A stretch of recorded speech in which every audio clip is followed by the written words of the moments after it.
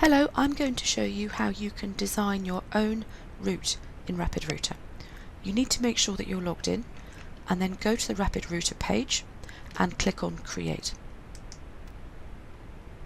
When you get onto this map page, you can just draw your route. So click on Add Road and then you can just click and drag and you can make bends and junctions and roundabouts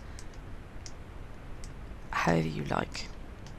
If you make a mistake and you want to delete something, click on Delete Road and you can just click and delete whatever's there. If you want to start again, obviously click Clear All. So if this was what I wanted to do, before I can proceed, I must mark the starting point on this map. So I have to go to Mark Start, and this is where the Ocado warehouse is. So I'm going to click on that and then click on the map where it's a red square. That will appear, and that's going to be where the warehouse is. Now it doesn't look like the warehouse is there at the moment, but it will be when we play the map. You also must add at least one house, so you can click on Add House and I can just click various points on the map. There only has to be one, but you can add more if you'd like.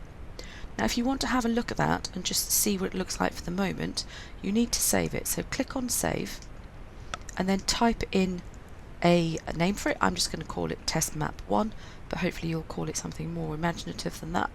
So I'll click on Save and then it says, well, do you want to edit it or do you want to play it? Well, I want to play it because I want to show you what it looks like.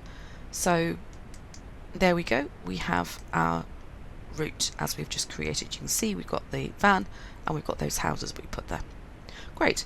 So in order to edit it again, you have to click on Exit and this time scroll right down to Levels Created by You and find the one that you've called, whatever you called it, click on that and it will reopen, and this time we'll click Edit. So I could change the route now if I wanted to, but I'm going to leave it like that for the moment. Let's go and have a look at the scenery. The first thing to notice is you've got different themes. So you've got the grass theme, which is the default one, you've got snow, you've got farm, and you've got city. So you can see that every time I change that theme, I get different images appearing. So you can choose whichever one applies to what you're trying to achieve. I'm going to leave it on grass for now. I can click on some items of scenery and drag them onto my map. You can just make your map look a bit more interesting. Drag things about, and there you go. Now if you want to add things like traffic lights, do bear in mind that these are things that require code. So these are not just decorative. The cows, for example, you have to hoot at them, and the traffic lights you have to wait until they've changed to green. So you can add those, but just bear in mind that that will require coding. So I'll just take that off for now because I don't want the cow. There we go, fantastic. So I can also change the character on my map. By default it's a van. You can leave it like that if you like. You can change it to Dee or Nigel or Kirsty or Wes or Phil or an electric van. So pick whichever of those you want and then let's have a look at the code. So by default the language is Blockly, and that's what you're likely to be wanting to use, but there is a possibility of Blockly with Python, or both. But let's just focus on Blockly for the time being. This is where you have the blocks, like the Lego blocks that you drag about. Now at the moment you can see that only move forwards, turn left and turn right have been selected, and the number of those blocks is set to infinity.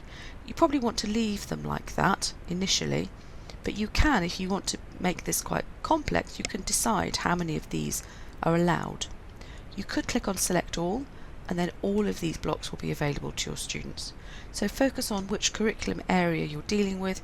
So in this case, if I was doing a lesson on sequence, I might just choose forwards, left and right, but actually because I've got multiple houses I must also add deliver.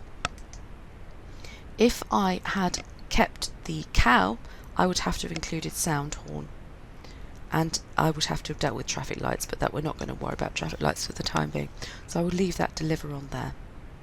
Make sure you save regularly just in case something goes wrong, and I always go back and just find it again and click on save, back into edit. So you can add a description for your level.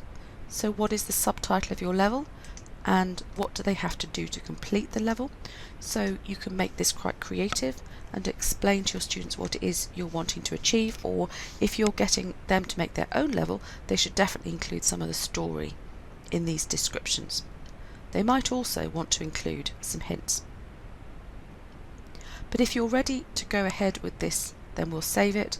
You can also share it with students in your classes, so I could go in there and share it with specific groups of students. But let's save it for the time being.